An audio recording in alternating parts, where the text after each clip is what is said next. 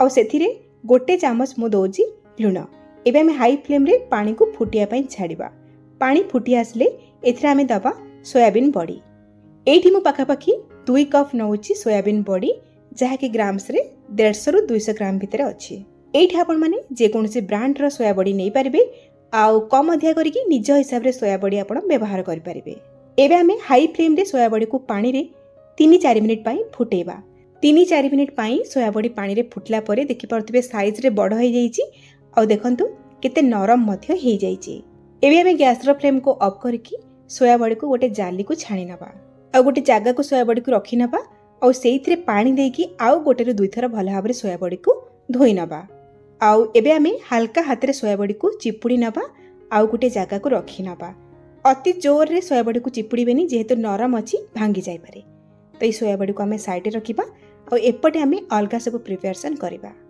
Chilli soybean पई एठी मु नेइची गोटे ग्रीन कैप्सिकम, आउ ताकू प्रथमे 2 फाळ करी काटि सला परे लंबा लंबा करी काटि नबा। आउ एई भली भाबरे आमे ट्रायंगल शेप रे काटि नबा। आपण चाहिले स्क्वायर शेप रे बा क्यूब शेप रे मध्य काटि पारिबे। एठी गोटे कैप्सिकम पाची की रेड हे जाइतिला, तो टिके कलरफुल देखा जिया पई सेई कैप्सिकम को मध्य मु काटि की नउची। आपण चाहिले केवल ग्रीन कैप्सिकम नै पारिबे बा येलो रेड कैप्सिकम मध्य मिक्स करके नै पारिबे।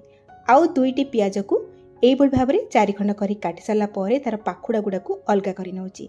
आउ सेइथिरु किछि पियाज को एकदम छोट छोट करके मु काटि नउची, जोथि पई कि चिली सोयाबीन रो टेक्सचर टा बहुत बढ़िया आसीबो। आउ गोटे मीडियम साइज रो गाजर रो हाफ नेची, आउ से अधा को एई भली प्रथमे स्लाइस करी काटि सला परे लंबा लंबा करी काटि नबा, आउ तापरे पूरा गुंड गुंड करी काटि नबा। ए रेसिपी रे गाजर पूरा पूरी ऑप्शनल अछि, किंतु देले चिली सोयाबीन कलरफुल देखा जिवो, टेस्ट मध्ये भला आसीबो।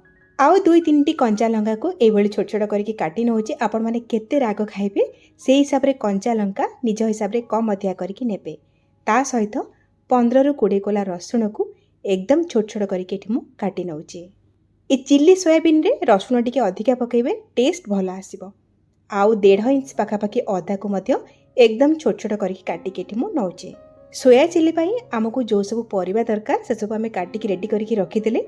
एबे कोन करिबा, आउ गोटे छोट बॉल नबा, सेथिरे गोटे बड़ा चामच दबा टमाटो केचप, आउ गोटे बड़ा चामच दबा चिली सॉस। कंचा लंका पड़ीची, चिली सॉस देखि पकेइबे। गोटे बड़ा चामच दबा सोया सॉस, आउ एठी मु दउची सेजवान केचप। मो पाखरे जेतु थिला मु पकोउची, बिल्कुल ऑप्शनल अछि, थिबो जदि पाखरे देबे। त मु गोटे बड़ा चामच देइची थिरु।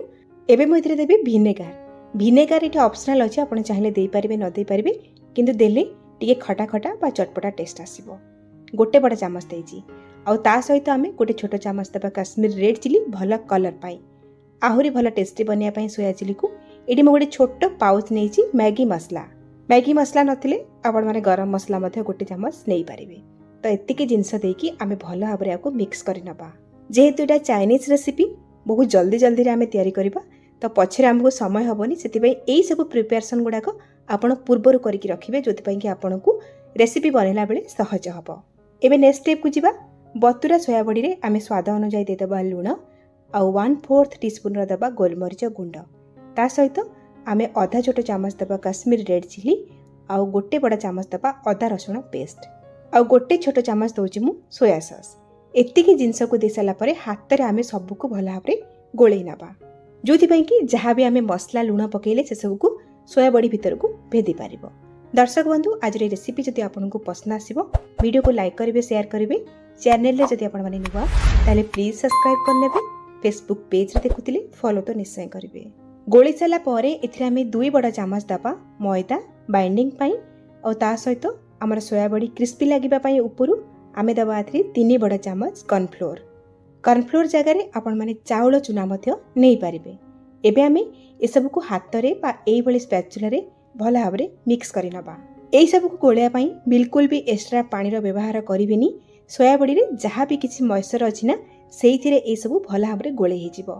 तो देखंतु एठी मो गोळे नै छि भला भाबरे, आ देखि परतबे सोया बड़ी एकदम गोटी गोटी हे कि अछि, एमिति ही रहिबा कथा। मैदा कॉर्नफ्लोर पकई से सब सोया बड़ी ऊपर भला भाबरे कोट हो जाइए। एमिति ही करेंगे जो कि सोया बड़ी ऊपर क्रिस्पी आ भितर खाइबा को नरम लगे। गोली सारा पर आपको बहुत समय रखिबेनी बाहर, सांगे सांगे आम फ्राए करवा। से कड़े रे किछि तेल गरम करने बसई मीडियम हाई फ्लेम रे तेल को भल भाव गरम करवा। जदि तेल ठंडा थी आपण मैंने सोया बड़ी को पकईकि छाणीबे बहुत तेल सोयाबड़ी टाणिब। गरम तेल रे आमे सोयाबड़ी को गोटी गोटी करके पकेइबा। और सोयाबड़ी को पकेला परे सांगे सांगे जाली लगेइबेनी, नहले सोयाबड़ी ऊपर जो आमर कोटिंगटा लागिछि सेटा बाहरी जिवो। आपण कोन करिवे ना कड़ाई को एई भली भाबरे टिके सेक करि नेबे। मीडियम हाई फ्लेम रे सोयाबड़ी को किछ समय फ्राई हेबा को दबा। बास टिके सेट हे गला परे आमे जाली रे सब को टिके ओलट पलट करि नबा। आ मीडियम हाई फ्लेम रे ही सोयाबड़ी को क्रिस्पी होला पर्यंत बा कुरकुरे होला पर्यंत फ्राई करनबा। किछ समय फ्राई होला परे देखंतु बढ़िया कलर भी आसी जाइछि आ ऊपर एकदम क्रिस्पी ही जाइछि। आ सोयाबड़ी ऊपर आमे जो कोटिंगटा देथिले देखंतु पूरा पूरी ऊपर जणा पडुछि एकदम क्रिस्पी हेछि आ कुरकुरा हेछि। ऊपर एकदम क्रिस्पी आ भीतर देखंतु केते नरम हेछि।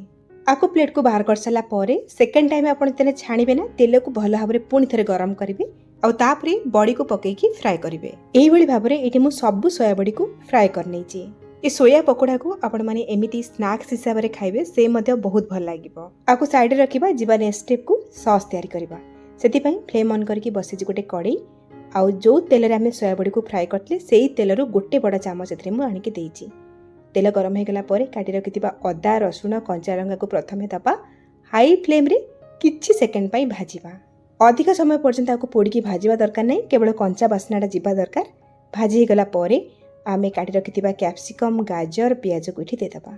फ्लेम को सही हाई रे रखिबा, बिल्कुल लो करिवेनी। चाइनीज रेसिपी बनौछि हाई फ्लेम रे जो स्मोकी फ्लेवरटा आसीबो ना ए रेसिपी रो टेस्ट को दुई गुणा करिवो। सेति पई हाई फ्लेम रे एपट सेपट करके आमे 1 ରୁ 1.5 मिनिट पर्यंत आको भाजी नबा। बिल्कुल भी प्याज कैप्सिकम जहाँ भी आमे देइछे तार कलर चेंज हवा कथा नुहे कि अधिक सिझिबा कथा नुहे। एथिरे क्रंचीनेस पूरा पूरी रहिबा कथा, ताहाले चिली सोयाबीन खाइबार मजा ही आसीबो। तो एई भली 1 ରୁ 1.5 मिनिट भाजी हे गला परे एबे आमे एथिरे पकेइबा 1/4 टीस्पून रो गोलमरीच गुंड आउ 3-4 पिंच पकेइबा लूण। लूण कम पकेइबा जेहेतु सॉस रे भी लूण अछि, मैगी मसला पकेइछे सेथरे भी लूण अछि आ सोयाबड़ी रे लूण पकेइथिले फ्राई कला बेले तो देखिके लूण पकेइबे। लूण को प्रथम रु केबे भी पकेइबेनी। प्याज कैप्सिकम टिके भाजी हे गला परे लूण पकेइबे, जोथि पई कि प्याज कैप्सिकम अधिक सिझि जीवनी, सेथरे पूरा पूरी क्रंचीनेस रहिबो। एबे हम एथरे तयारी करी रखिथिबा सॉस सब को पकेइ देबा। आउ से बाउल को धोइकी आधा ग्लास खंडे पानी दे देबा आ भल रे मिक्स कर नबा। तो पानी देकी हमको एसब को बेसी समय फुटेबा दरकार नहीं, किछि सेकंड पई हाई फ्लेम रे फुटेबा। तापरे एपटे देखंतु आउ गोटे छोट बाउल रे मु गोटे चामच नेछि कॉर्नफ्लोर और सेइथिरे आधा ग्लास हमें नॉर्मल पानी देकी भल भाबरे मिक्स करि नबा। ए जो कॉर्नफ्लोर रो स्लरी हमें तयारी कले ना आको हमें सॉस रे दबा, जोथि पई कि चिली सोयाबीन रो टेक्सचरटा भल आसीबो, टिके बहलिया हबो लटपटिया हबो। आ ए स्लरी को हमें अल्प अल्प देकी भल भाबरे मिक्स करि नबा।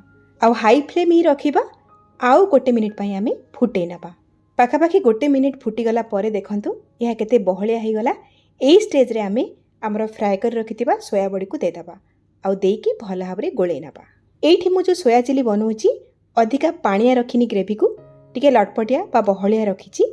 जदि आपण मानकु टिके पानिया वाला ग्रेवी दरकार ताहाले सॉस रे जेतेबळे मु पानी आधा ग्लास दिली आपण माने 1 ग्लास बा 1.5 ग्लास पानी मते देई परिबे। सिंपल कथा।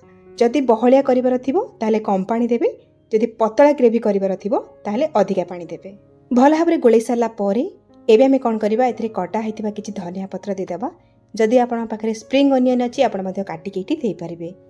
और से हाई फ्लेम ही रखिछि आउ किछि सेकंड पई एपट सेपट करिकि गोळै नबा। गैस रो फ्लेम को इठी हमें अफ कर नबा। एठी हमरा गरमा गरम सुपर टेस्टी डेलीशियस रेस्टोरेंट थारो भी टेस्टी सोया चिली तयार हे गला। एठी देखंतु सोया चिली रा कलर टेक्सचर केते परफेक्ट आसी, एकदम लटपटिया हेकी अछि। लागुछि ना पूरा डेलीशियस। ताले आपण माने मध्ये एई उपाय रे सोया चिली बनांतु आ केमिति लागिला आपण को अनुभूति मो सहित निश्चय शेयर करंतु। ताले आजि पई रहउछि, पुणी आसीबी आ गोटे नुवा रेसिपी नेकी। से पर्यंत रहिली। नमस्कार, बाय, जय जगन्नाथ।